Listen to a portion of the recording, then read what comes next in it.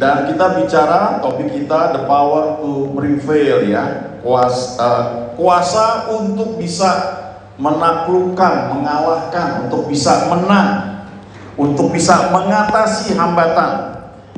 Kita baca ayat sentralnya dari Markus 16 ayat 17 dan 18 ya. Markus 16 ayat 17 dan 18 saya bacakan. Tanda-tanda ini akan menyertai orang-orang yang percaya. Mereka akan mengusir setan-setan demi namaku. Mereka akan berbicara dalam bahasa-bahasa yang baru bagi mereka. Mereka akan memegang ular, dan sekalipun mereka minum racun maut, mereka tidak akan mendapat celaka. Mereka akan meletakkan tangannya atas orang sakit dan orang itu akan sembuh. Saudara, Markus mencatat lebih detail daripada yang mungkin sering kita kenal sebagai amanat agung di Matius 28. Ya, jadi ini melengkapi. Kalau Matius 28 yang kita kenal sebagai amanat agung, Yesus bilang begini ya, ayat 19 dan 20. Kepadaku telah dikaruniakan segala kuasa ya, di surga dan di bumi. Karena itu pergilah, jadikan semua bangsa muridku. Baptis mereka dalam nama Bapa, dalam nama Anak, dalam nama Roh Kudus. Lalu ajarkan mereka segala sesuatu yang telah kuperintahkan kepadamu. Lalu ketahuilah, aku menyertai kamu senantiasa sampai kepada akhir zaman. Nah, Markus 16 ini memberikan detailnya. Kalau kamu lakukan amanat agung, kamu hidup sebagai orang-orang yang percaya, maka tanda-tanda ini akan menyertai kamu. These signs and wonders will follow you. Ya, tanda-tanda ajaib ini akan mengikuti engkau. Nah, saya mau baca ayat 17 sekali lagi ya, Markus 16 ini. Tanda-tanda ini akan menyertai orang-orang yang percaya, bukan menyertai pendeta, bukan menyertai full timer, bukan menyertai pengusaha, bukan menyertai profesional, bukan menyertai pendoa, bukan menyertai wanita, bukan menyertai anak-anak. Semua itu boleh, yang saya sebutkan tadi, asalkan mereka itu percaya. Dan kepercayaan, keputusan untuk percaya itu ada pada kita masing-masing. Apakah kita mau percaya apa yang Yesus katakan? Apakah kita mau percaya apa yang Dia sampaikan? Apakah kita mau percaya firman Tuhan yang kita baca setiap hari? Dan kalau kita percaya, sejauh mana kita mau percaya? Waktu tadi kata-katanya, aku percaya Tuhanku ajaib, Tuhanku dahsyat. Saya kira banyak orang percaya itu, saudara. Aku percaya Tuhan mau pulihkan, Tuhan pulihkan aku, Tuhan sanggup. Ada dulu lagu yang terkenal dan itu lagu yang bagus sekali ya. Dia sanggup, Dia sanggup. Kita perlu sampai pada keputusan untuk percaya bahwa Dia sanggup. Tapi ada yang lebih lanjut lagi, saudara. Dia mau nggak? Nah, itu yang seringkali mengganjal kita. Sebagian orang percaya bahwa Dia tidak hanya sanggup, tapi Dia juga mau. Sampai sekarang saya nggak lupa ada kesaksian dari anak rohani ya, orang yang saya bimbing waktu dia kuliah. Dia lulus lebih cepat dari saya ya. Dan ketika dia mau ujian terakhir ya, namanya ujian komprehensif tertulis, dia bilang sama saya, tolong doakan saya karena jujur saya agak grogi karena saya nggak lulus dari tingkat 1. Dan ujian komprehensif itu menyangkut mata pelajaran dari tingkat 1 sudah sampai tingkat akhir. Dan seorang rekan pelayanan dia juga berpuasa untuk teman saya. Lalu dia bilang begini, saya pegang janji Tuhan bahwa Tuhan akan membuat perbedaan antara orang yang melayani Dia dan yang tidak. Itu ada banyak ayatnya saudara. Salah satunya di kitab Maliaki. Kamu akan melihat perbedaan antara orang-orang yang melayani aku dan yang tidak. Jadi dia bagikan ini. Nah, bersama dengan dia yang mau ujian tuh adalah kakak kelasnya, sama satu jurusan, tapi 2 tahun di atas dia. Jadi setidaknya kakak kelasnya ini minimal sudah 2 kali ujian tapi tidak lulus. Malah mungkin bisa lebih karena tiap semester setelah saya ada ujian itu. Nah, waktu dia share, dia bilang saya mau percaya janji Tuhan bahwa Tuhan membuat perbedaan.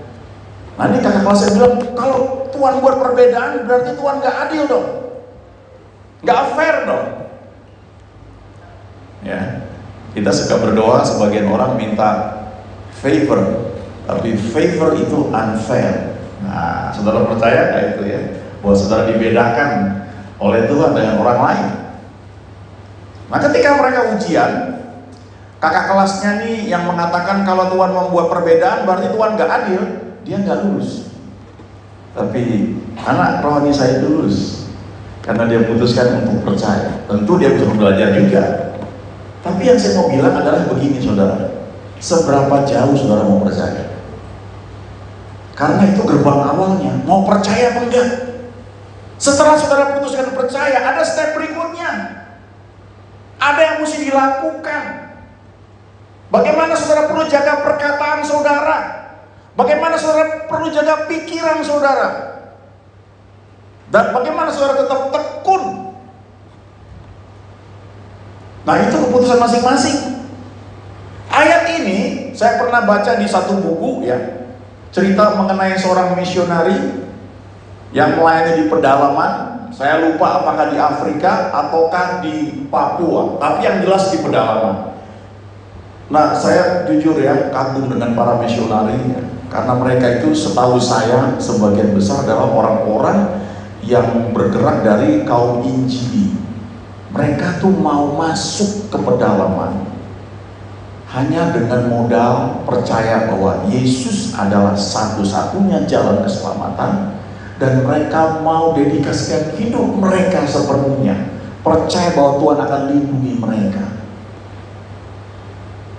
Setahu saya, nggak tahu sekarang, tapi dulu ya, mereka tuh orang-orang yang mungkin nggak mengalami sebanyak yang kita alami di gereja. Memuji, menyembah Tuhan, alat musik bagus, lagu-lagu yang baru, dan orang-orang dijamah Tuhan, orang-orang disembuhkan. Kalau saudara baca bukunya Don Richardson, itu orang Kanada, pada usia muda dia memutuskan untuk jadi misionari ke Papua. Istrinya dari Amerika, masih muda. Mereka masuk ke Indonesia tahun 60-an. Jakarta masih sangat beda dibanding sekarang, apalagi di Papua sana. Nah, kira-kira seperti itulah ya. Nah, tapi yang saya ceritakan ini bukan pengalaman Don Richardson, ada hamba Tuhan lain. Lalu setelah dia ketemu dengan orang di daerah sana, dijadikan murid, dibimbing paman Alkitab. Lalu pada suatu ketika dia punya anak rohani, orang daerah sana, tiba-tiba datang. Dia bilang, oh puji Tuhan, saya alami mujizat. Ada yang sakit.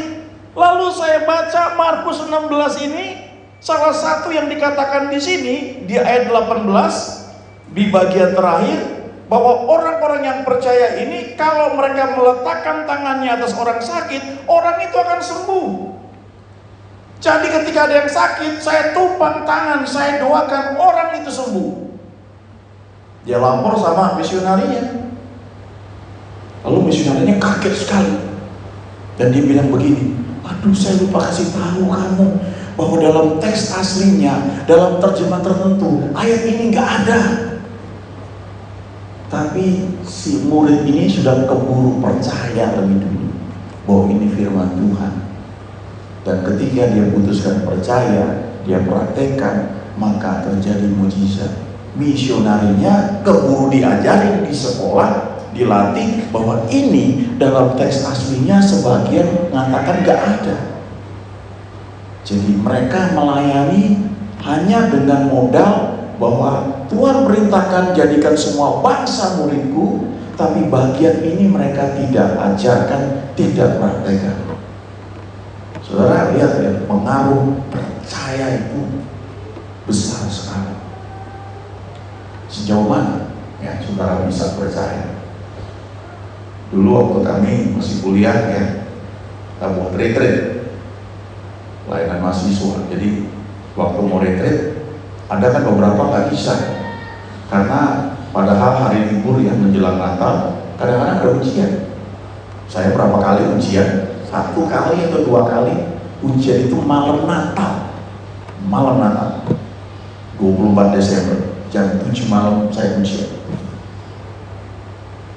Nah, jadi ada satu anak rohani saya juga mau ujian, nggak bisa ikut retreat, padahal bagi kami itu penting. Lalu kami doakan ya, teman saya ajak dia dan kami berdoa sama-sama. Ayo kita sepakat, kita minta ujiannya ditunda, dibatalkan. Betul saudara, ditunda, dibatalkan, dipindah ke tempat lain, waktu yang lain. Jadi bisa ikut itu. Nah, seberapa jauh kita mau percaya? Seberapa jauh kita mau lebih memutuskan percaya ini firman Tuhan dibanding apa kata yang lain? Saudara tahu pernah terjadi kegerakan di Timor tahun 60-an di Zoe, di pedalaman di Kupang sana. Itu tahun 60-an, ya sekali lagi seperti saya bilang, Jakarta tahun 60-an udah beda sekali dibanding sekarang. Sangat ya nggak primitif lah ya, pokoknya beda sekali lah. Nah sekarang di Kupang seperti apa? Dari Kupang itu ke Zoe, ke pedalaman seperti apa lagi? Mobil seminggu belum tentu lewat sekali. Tapi di sana terjadi mujizat. Salah satunya adalah air menjadi anggur. Itu mujizat begitu banyak di saudara. Terjadi di sana, orang mati dibangkitkan, orang jalan di atas air. Banyak sekali. Lalu salah seorang yang jadi penginjil dari sana namanya Meltari. Dia kemudian diutus Tuhan di Amerika jadi penginjil di sana. Dia ceritakan pengalaman di Zoe itu. Lalu diterbitkan buku di Amerika. Judulnya Like a Mighty Wind, seperti tiupan angin keras. Itu cerita mengenai mujizat di Kupang, di Zoe. Setelah beberapa lama buku itu diterjemahkan ke dalam bahasa Indonesia. Ya, lucu ya ceritanya, terjadi di Indonesia. Yang cerita penginjil orang Indonesia diterbitkan di Amerika dalam bahasa Inggris, lalu diterjemahkan ke dalam bahasa Indonesia. Wah, kalau saudara punya kesempatan baca buku itu, baca saudara. Ya.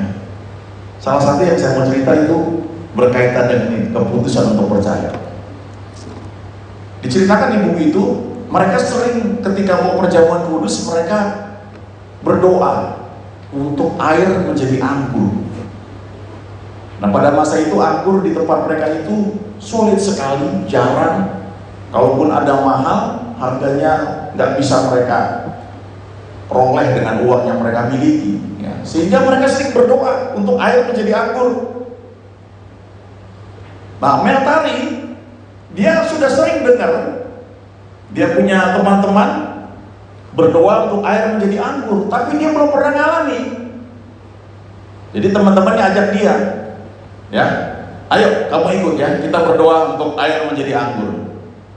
Jadi teman-temannya bilang, kamu yang ambil air. Meltari ambil air dari itu, perigi dari sumur, pakai ember dari kayu zaman dulu itu ya.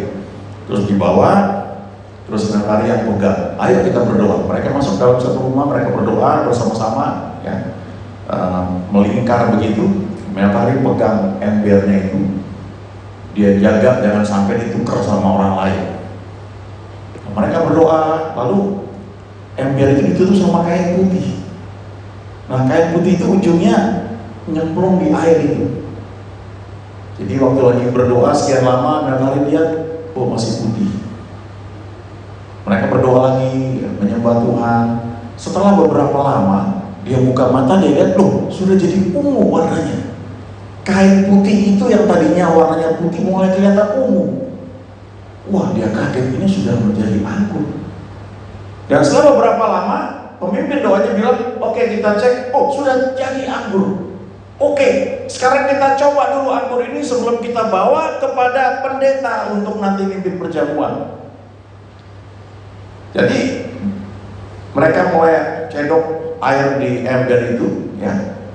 Masing-masing coba minum, ada satu gelas dicoba dicicipin sedikit-sedikit. Ya. Lalu orang pertama minum, waduh, ini anggur manis sekali. Terus orang berikutnya coba, anggur ini manis sekali. Sampai beberapa orang lalu giliran Meltari dikasih, Meltari coba minum, memang warnanya ungu, tapi rasanya tawar. Dia bingung, yang lain bilang manis, kok lidah saya mengecap tawar rasanya? Apa yang salah ya?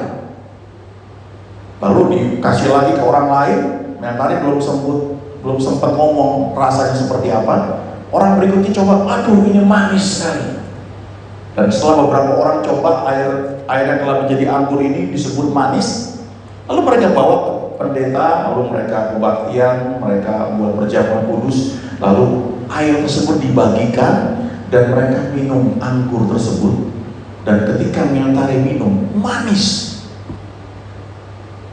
Dia bilang, saya bingung, karena sebelumnya walaupun warnanya ungu, tapi saya lihat memang ungu, rasanya kok tawar. Selesai kebaktian, lalu Meltari panggil temannya. Dia tanya, kamu jujur sama saya ya? Bagaimana rasanya tadi air yang kita minum? Oh manis, itu anggur manis luar biasa.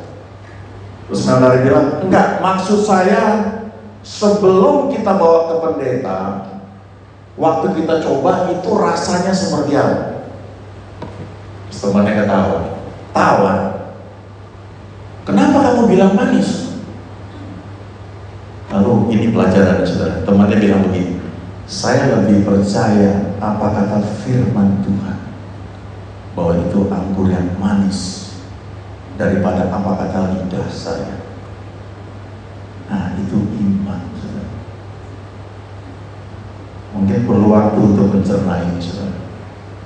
Tapi definisi iman Ibrani 11 ayat 1, iman adalah dasar dari segala sesuatu yang kita harapkan, bukti dari segala sesuatu yang tidak kita lihat.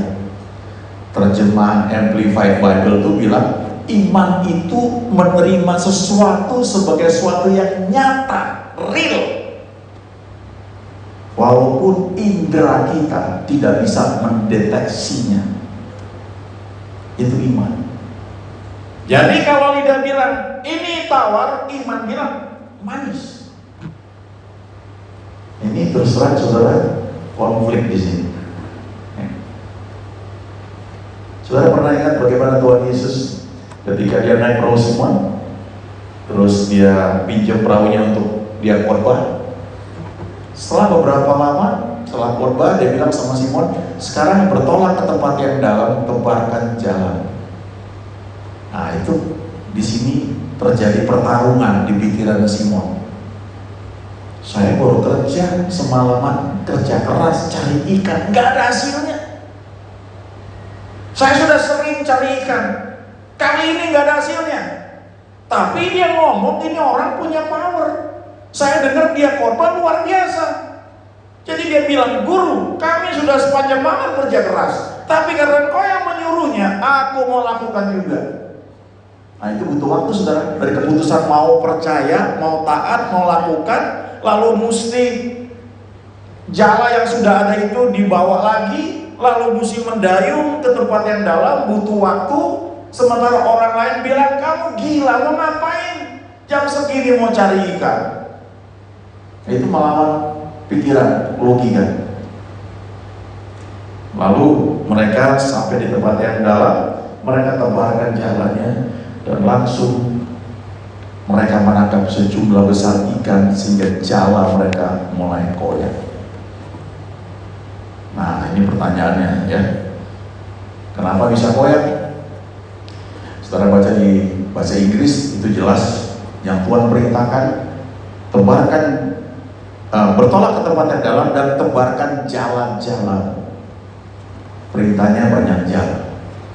Tapi karena konflik di pikiran Simon, antara mau percaya sama enggak, antara keputusan mau taat dengan logika yang sebelumnya sudah membentuk pikiran mereka, oke lah, karena kau yang suruh, aku akan tebarkan satu jalan.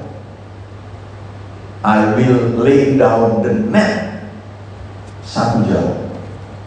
Perintahnya banyak jalan.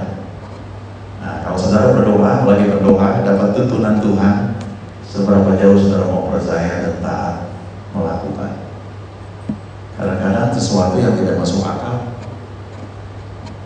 seberapa jauh saudara mau percaya dan lakukan dengan setia, dengan konsisten. Itu sebabnya jalannya koyak, masih untung ada ikan. Itu di Lukas 5, kalau nanti baca di Yohanes pasal 20, pasal 21, Tuhan perintahkan tebarkan jala di sebelah kanan perahu. Kok nggak sebelah kiri? Perintahnya sebelah kanan, itu aja. Itu perintahnya cuma satu jala. Dan mereka tebarkan satu jala. Exactly, tepat seperti yang Paul perintahkan.